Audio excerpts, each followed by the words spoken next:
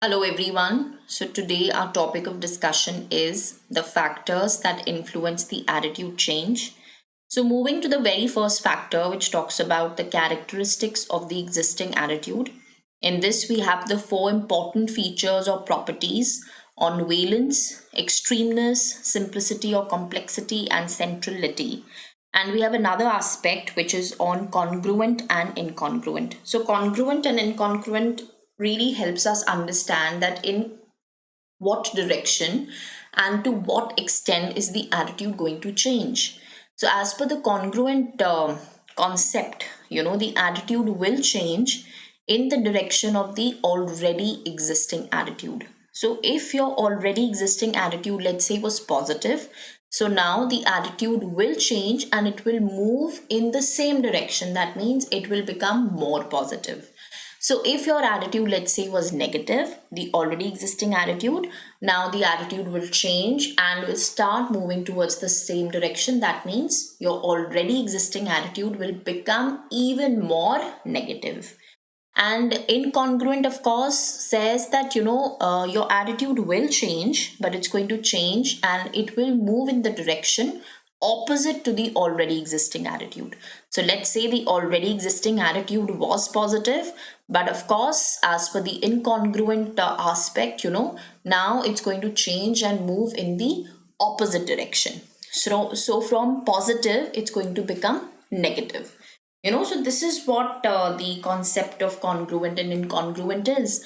So many times we've seen, and of course we've observed personally, that we do have a certain kind of mindset or a particular kind of thought process running, about any event or person.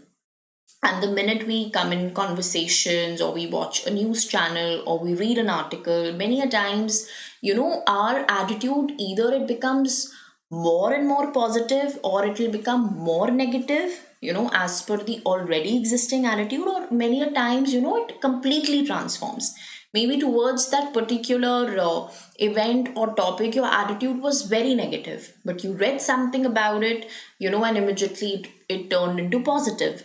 And many a times, it enhances in a way that it was positive, and after reading or talking or watching something, it became even more positive.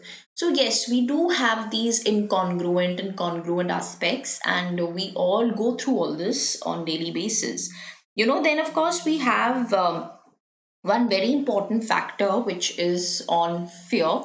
That many a times, people are trying to convince you, they are trying to persuade you, they are trying that there needs to be an attitude shift or maybe a drastic change that should come in the attitude, and they are making use of this tendency of fear.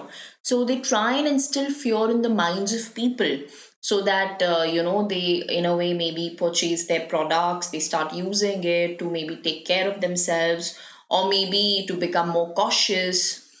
So but many a times what happens, this fear can at times it can overpower, and in a way that it can be too much and it can really put off the receiver, so to say, the concerned person or the client. It can really put that person off, and the persuasion, the convincing power, the fear, all these things don't really work.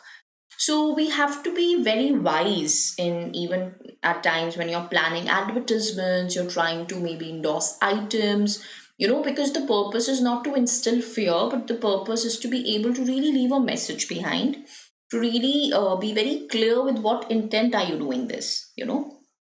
So yeah, either you can actually take it in a way that yes, after reading an article or going through a particular advertisement or watching a news channel or coming in conversation, I was already positive about something and I became even more positive. That's the congruent aspect.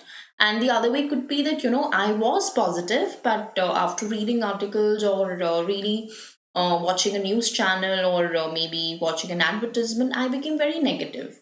So these are the two aspects, and they are very, very important to understand because they're helping in understanding, the extent and, of course, the direction of attitude change. And it does come under the very first point, which is the characteristics of the existing attitude. The second point is on the source characteristics, which is on credibility and, of course, attractiveness. So, credibility and attractiveness, they play a very important role because credibility essentially means that, it is nothing but a quality, the quality of really being trusted, the quality of being believed, and many people don't have this quality. You fail to trust people, you fail to believe people, you fail to really have that kind of faith in people. So very few people have this quality of credibility, very few people have this quality of attractiveness. But yes, these are very important features when we are talking about the attitude change, because they do affect the change in one's attitude. So it's like, when you receive a message from a very credible source, immediately, there is a shift, that's brought in your attitude. There is a shift that's brought in your mindset, as compared to a very low credible source. So let's say, maybe your favorite role model or any celebrity that you look up to or you're inspired greatly by is maybe endorsing any electronic item, any electronic device. Maybe you had a negative attitude towards it, you were not convinced enough. But when you watched that advertisement or when you watched her talking about it, you immediately felt so good and you actually wanted to buy it, because that source is highly credible, because that's your role model, that's that person who inspires you. He has that quality of being absolutely trusted, of being absolutely believed in, and very, very attractive as well.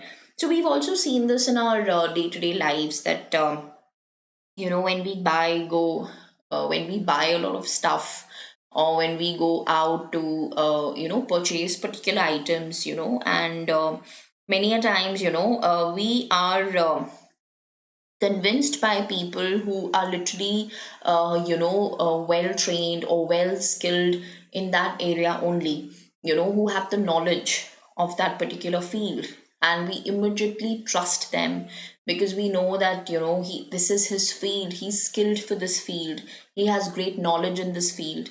We believe them and we immediately get convinced and we do buy any product that we wish to, because he has been able to convince us, and more so we are believing them for who they really are.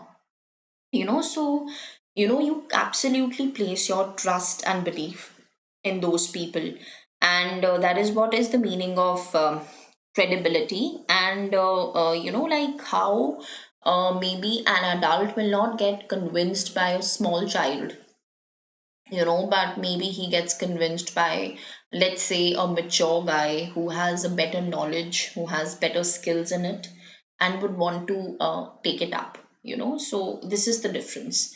Who can convince you more, who has greater skills, who probably is more impactful, more attractive, who is having the quality of being absolutely trusted. So this is what happens in case of the source characteristics. Message characteristics equally important because the kind of message that you're presenting to help bring about an attitude change, it must have the two very important attributes of course, one is rational and emotional appeal, and so when you're just giving information, but that information is not really touching you in a way that it can really bring about that attitude change, it's not emotionally touching or leaving an impact on you, or maybe it's not giving you any logic, then that information is of no use. So many a times we see banners put up on roadside, and there is a small little message pertaining to any item, or could be pertaining to a school advertisement, or maybe any restaurant or anything. We see so many banners when we cross roads, etc. And so it needs to have these rational and, of course, emotional appeal in it.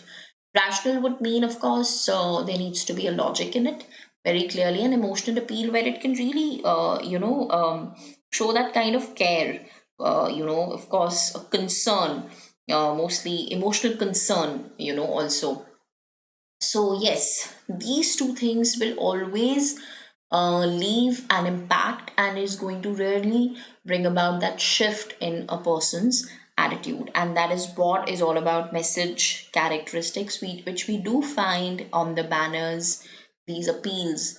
One would be like literally leaving an impact on you emotionally and giving you that sense of security, making you feel cared, and really taking responsibility towards their clients. And one would be that they are giving you absolutely logical interpretation.